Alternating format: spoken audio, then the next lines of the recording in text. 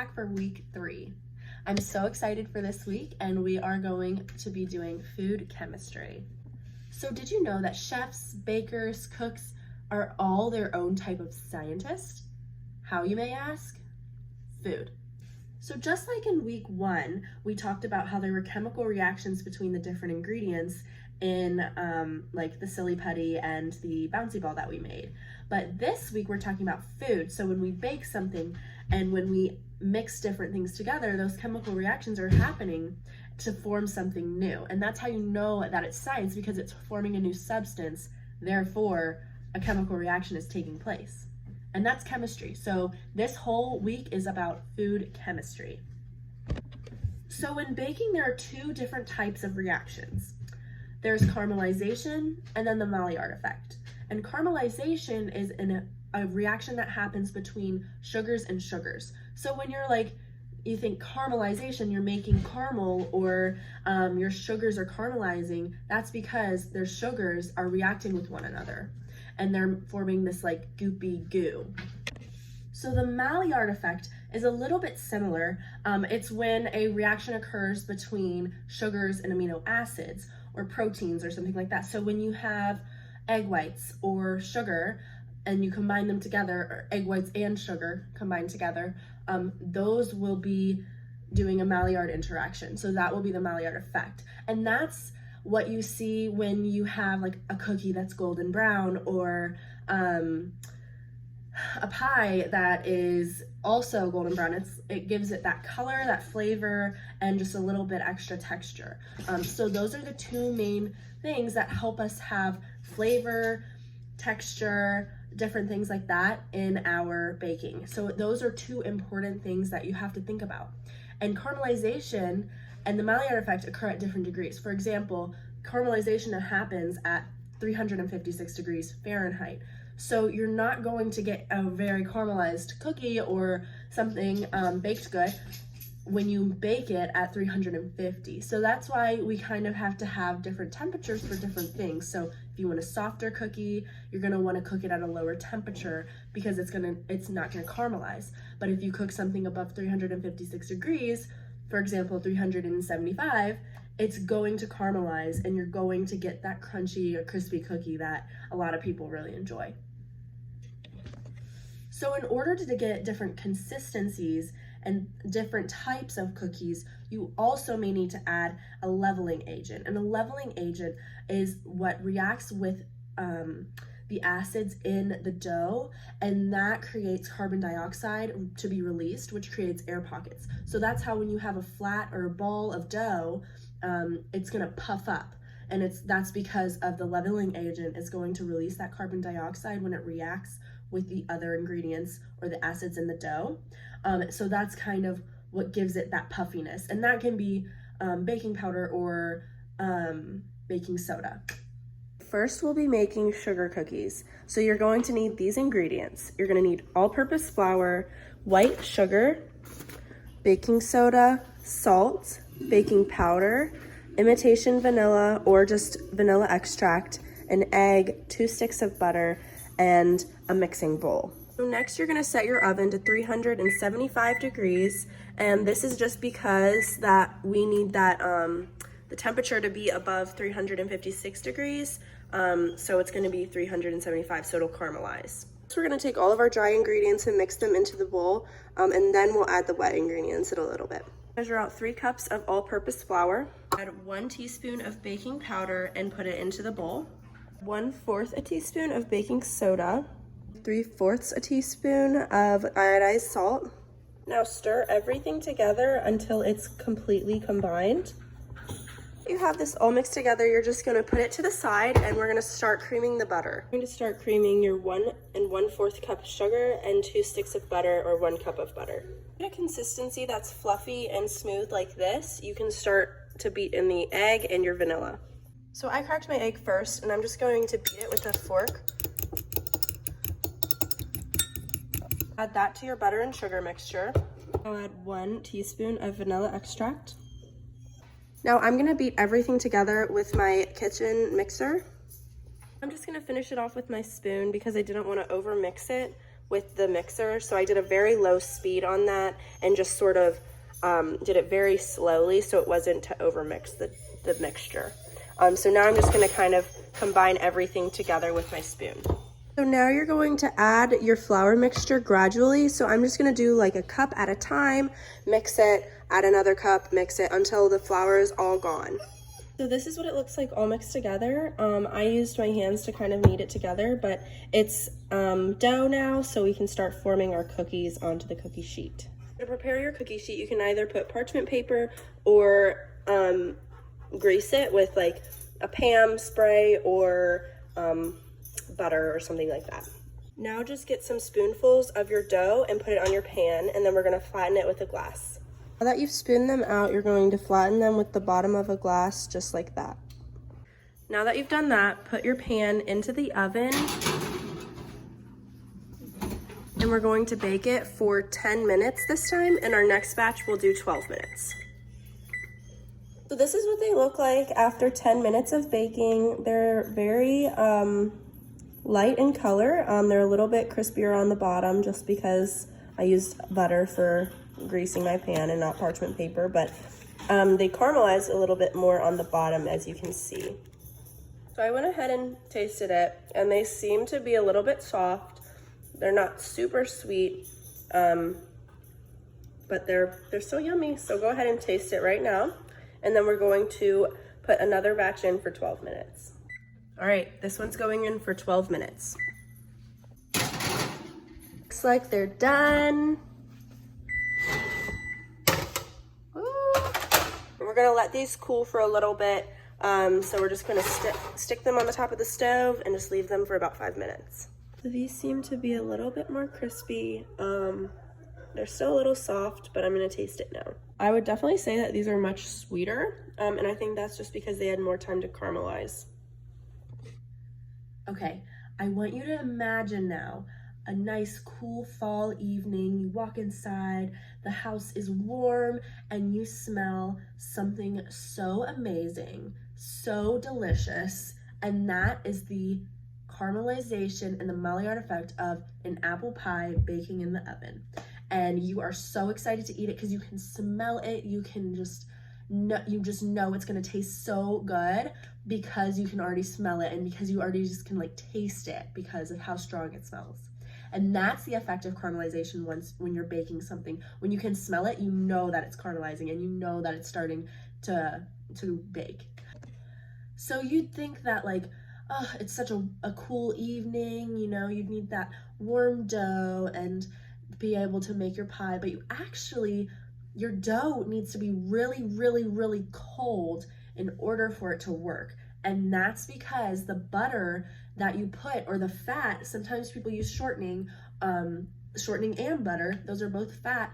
When you put those into the dough, you want to have those little clumps and those little pieces of it that you can see in the dough, because in order to get that flaky and puffy crust, you want those pieces of butter to be coated in flour. And when they melt, once they reach a certain degree, they're going to melt, and that air pocket, it's going to release air, of course, so then that air pocket's still going to be there, and you're going to get a bunch of those all over the crust, and that's what's going to create that puffy and that flaky crust that a lot of people like. So now we're going to go ahead and start making our pie. I'm so excited about this part. You're going to love it. For the pie crust, you're going to need flour, sugar, salt, butter, and shortening. Measure out 1.5 cups of flour and put it into the bowl. Add 1 teaspoon of salt and 2 tablespoons of sugar. Now mix that until it's combined. Now take 12 tablespoons or 1.5 sticks of cold butter and cut it into 1/4 inch slices. Now add that to your mixture. Now do the same with 1/2 stick of shortening. Now add that to your mixture. I don't have a food processor, so I'm going to be using a hand mixer with a whisk. I'm just gonna do that for about 15 seconds until a homogeneous dough begins to collect. It should be clumpy and it should be kind of chunky, but I'm going to do that just with my hand mixer on a very low speed, just so that I don't overmix the dough. Now sprinkle water over the mixture.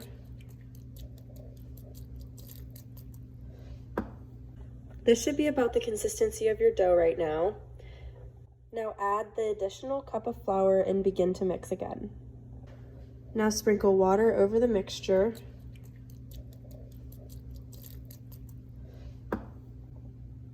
And in a folding motion, use a spatula to combine the ingredients. When pressed down, the dough should stick together.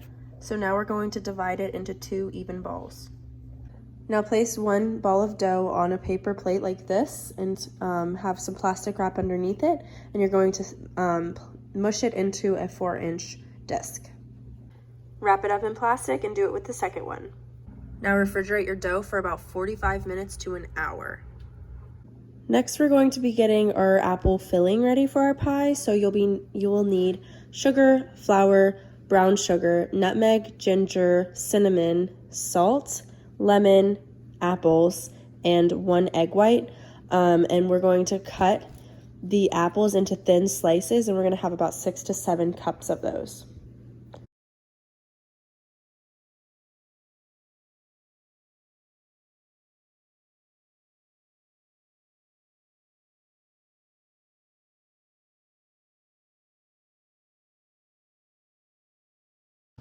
In a small bowl, you're going to combine your sugars, your flour, and your spices all together in one thing. Measure out 1/2 cup of sugar, 1/2 cup of packed brown sugar, 3 tablespoons of flour, 1 teaspoon of ground cinnamon, 1/4 teaspoon of ground ginger, 1/4 teaspoon of ground nutmeg. Now stir this until well combined and then set aside. Now toss your apples with lemon juice. About 1 tablespoon of lemon juice is enough. Now you're going to add your sugar mixture to your apples and lemon juice and mix it up until all of the apples are coated in the sugar. Your apple and sugar mixture should look something like this. Now you're going to separate out your egg yolk. So you're going to kind of let the egg whites go into the cup and keep the egg yolk in here.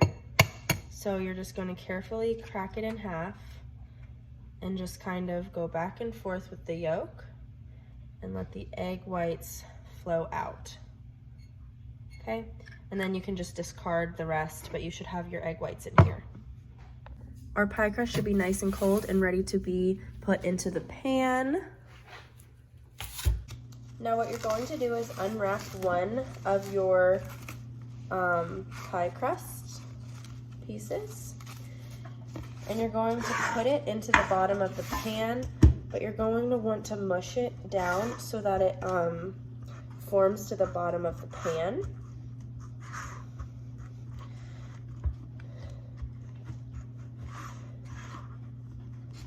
And you just want to make sure that you're not overworking it so that your pie crust stays cold and doesn't get too warm. And you want it to come up onto the edges of the dough of the pie pan. So you want to just make sure that you're getting it nice and even so it starts to look something like this. So your pie crust should be kind of in along the edge, and you just want to make sure that it's covered evenly, but that you didn't do it you didn't overwork the dough, because you see these pieces of butter you don't want to melt or work too much into the dough. Now we are going to fill our pie with our apple mixture. Now the top crust is going to be a little bit different. I'm going to use a mason jar to kind of roll it out so that it will fit the top of the pie. And now you can see that our oven is preheated. So I'm just gonna kind of roll this out. You don't wanna roll it too much, but you want it to form and fit the top. So I'm just kind of using this to make sure I don't overwork it with my hands.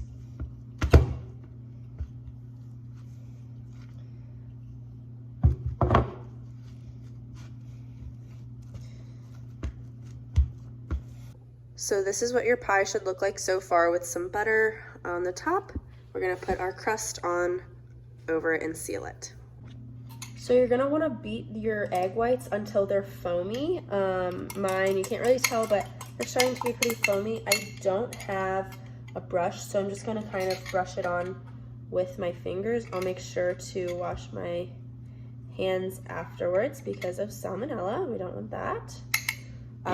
But when you don't have a brush, you can just use your hands and kind of baste your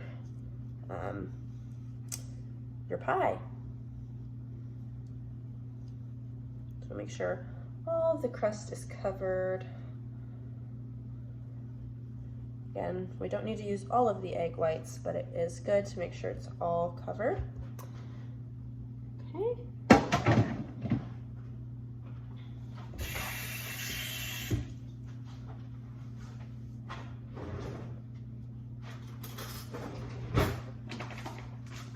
And now you're just gonna get your sugar and you're going to sprinkle it on the top of your crust. And this is gonna give us that Maillard effect because the sugars from the white table sugar are going to caramelize or react with the proteins or the amino acids in the egg whites, and we're gonna see that browning and golden color on the top from the Maillard effect. And then on the inside of the pie, once it reaches 356 degrees, it's going to start caramelizing from the sugars that are in there. So it's really interesting. Pie is perfect for chemistry. Okay, so this is what your pie should look like. I've loosely covered the edges of the pie with my tin foil, and I'm gonna put this in the oven for about 25 minutes, and then I'm gonna remove the foil and bake it until the crust is golden brown. Now I've removed the tin foil, so I'm going to put it back into the oven for 25 more minutes. All right, and it is done baking, so I'm going to let it cool, and then we will cut it open. So as you can see, there's some flakiness to the crust. I should have cooked it a little bit longer, but my oven started to make the smoke detectors go off, so I just figured it was fine. But it's pretty good. I tasted it already, and I like it. So I would say it's good for my first pie. So you don't always have to bake things in order to have a chemical reaction take place. We saw that in week 1 with our polymers. We even just mixed a lot of them together and the chemical reaction just immediately took place. So now we're gonna switch gears from baking and go to freezing, and we're gonna make ice cream. And it's so fun, and I'm so excited. So there's many different ways to make ice cream, and there's so many different methods that can create different consistencies. If you want it to be more icy, if you want it to be more creamy, there's different ways that you need to make it. So we're gonna do 2 different ways. It's the same method, but we're gonna use a different ingredient for each time, and you'll see how that works. So how do you get something to be so cold? That's a really great question to think about, and it's going to be answered by adding salt to our ice when we put it in the bag, because we're doing the bag method.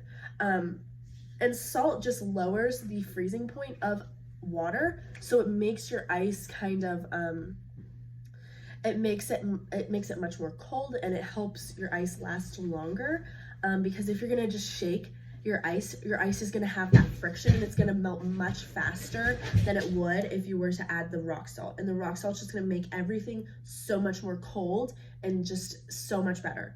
We're also going to use table salt, and you can use that as well, but you'll see that it won't have the same consistency as the rock salt when you do that. And they both take different times to create that ice cream. Now I want you to imagine you're looking through a magnifying glass at melted ice cream, and you see these ginormous water molecules all over.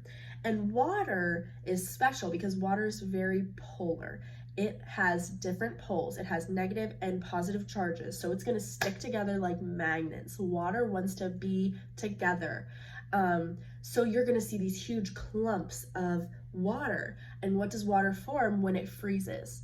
ice. And I don't know about you, but I do not want to be crunching on my ice cream. I want it to be smooth and just, I don't want to have any effort to put into chewing my ice cream. I just don't want that. So this is why we add an emulsifier. And an emulsifier is something like fat, so like milk or half and half or cream, and you're just going to add that to your ice cream because it's non-polar. It's going to kind of coat that water in its non-polarness, or it's going to kind of get in between those molecules of water, so it's going to prevent them from sticking together and forming huge clumps. So you want small ice crystals when you want creamy ice cream. If you want crunchy ice cream, don't add as much milk because it will prevent the ice from forming. But if you want that really creamy and like milky consistency, you're going to want to add that emulsifier so that those water molecules will be further apart from one another and they will be creating smaller ice cubes or ice crystals. So another way to get that notorious creamy texture that ice cream is just so known for is through a stabilizer. And a stabilizer does two different things. One, it locks in moisture, and then two, it also prevents those large molecules of water from forming by just kind of getting in between. So it helps prevent large crystallization. Some common types of stabilizers would be egg whites or gelatin, and they are just kind of like proteins that can get in between those water molecules. So let's get started. Let's go make our ice cream. To make our ice cream, you will need the following things: 2 smaller sealable bags, 2 bigger gallon-sized sealable bags, sugar, vanilla, salt, rock salt, half and half measuring spoons and measuring cups, and a towel or oven mitt.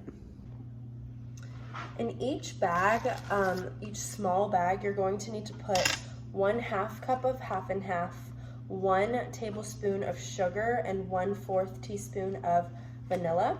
And I'm going to go ahead and do that.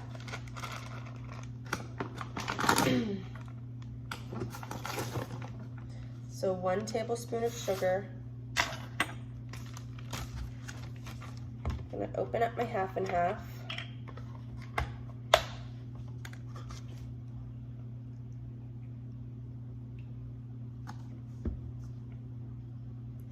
One half cup of half and half, and 1/4 teaspoon of vanilla.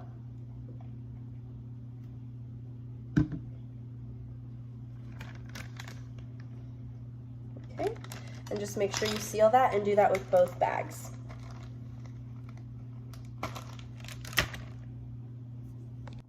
Now to 1 larger bag, I'm going to add about 4 cups of ice, and it doesn't have to be exact measurements. You just want enough ice in here that will it will be able to cover your smaller bag.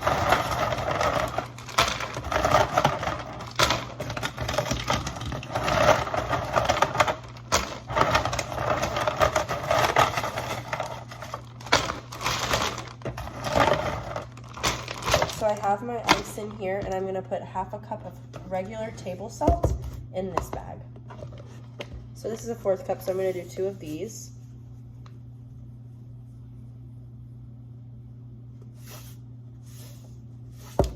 And pour it right onto the ice.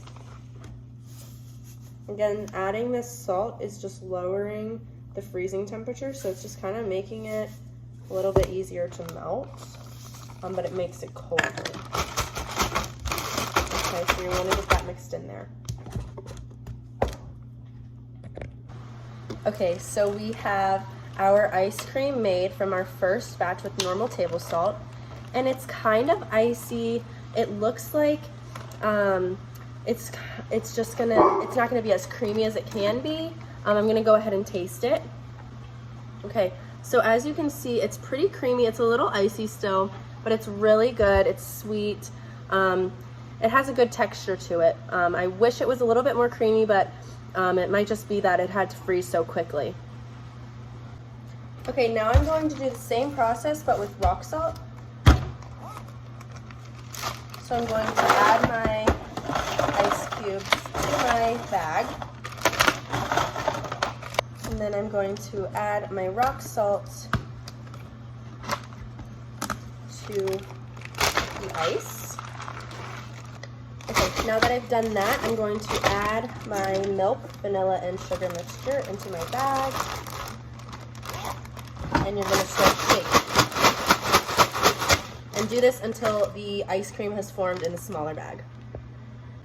All right, and the ice cream that was made with the rock salt seems to be much more creamy and just kind of that like soft serve ice cream that you'd enjoy from an ice cream store. So we've been doing a lot of baking and freezing, and now we're going to get to boiling or brewing. So we're gonna make some tea. So one interesting thing about tea is that there are 6 different types. They can range from white to black and green in between.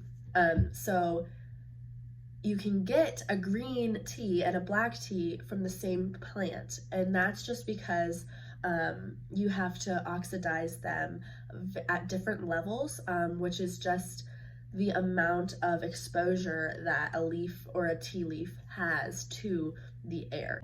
So of course the color and the flavor of each tea depends on the oxidation level of that leaf of the plant. So a dark tea, a black tea, is going to be much more flavorful and much darker because it has had a longer time to oxidize, versus a green tea or a white tea that's going to taste a little bit less strong and less bitter because it has had less time to oxidize. So it's going to be lighter in color and much less bitter or rich. Another really cool fact about tea is they contain antioxidants, which scientists have evidence that proves that they have major health benefits, and they can help with cardiovascular diseases and things like that. So tea is really good for you, and people are still studying it, but there's that evidence that does provide or does prove that they have antioxidants that provide health benefits. So we're going to be making a tea with ginger, lemon, and cinnamon, and some honey added in there to add some sweetness. So let's go get to it.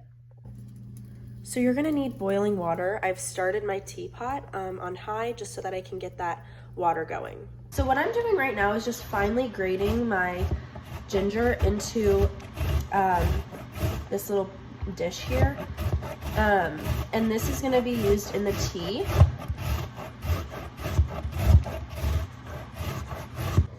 So far I've added my honey. I'm going to add my tablespoon of my ginger into the same beaker. You can use one of these 4-cup glass measuring cups. And then we're gonna pour the boiling water in here. I have to add the lemon juice. So just for reference, I'm using already squeezed lemon juice, but I looked it up on Google, I promise, and 1 lemon is equal to about 4 or 5 tablespoons of lemon juice. So I'm just gonna do about 4. 1, 2,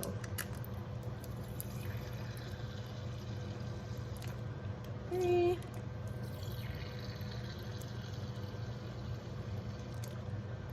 4. All right, and I'm gonna stir this up. So make sure you have your honey, your ginger, and your lemon.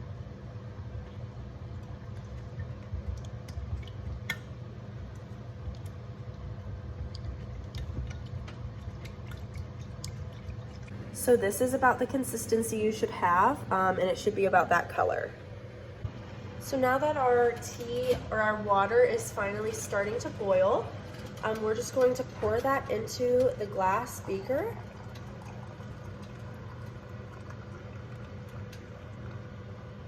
And set the teapot aside. Make sure you turn off your burner. And we're just gonna stir our tea until all of the honey is dissolved.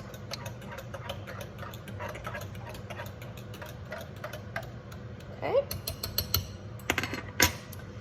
And then you're just gonna wanna cover that for about 5 minutes. I'm just gonna use a bowl, just like that. So this is called steeping, when you cover it so that most of the steam and things cannot escape. So this is, we're gonna steep it for about 5 minutes, and then we'll come back to our tea. So I just poured my tea into my cup. You can see that. It's a little lighter than I expected, but it's very lemony and sweet, and that is just because, of course, I added lemon and that honey, but you can really taste that ginger and cinnamon in there, and it's really good. So if you want a really inexpensive homemade tea, this is perfect. And it's just lighter because that plant didn't have time to oxidize after I grated it. If I were to let it sit for a while, I bet it would have been darker, and it would have been a much richer and deeper flavor to it.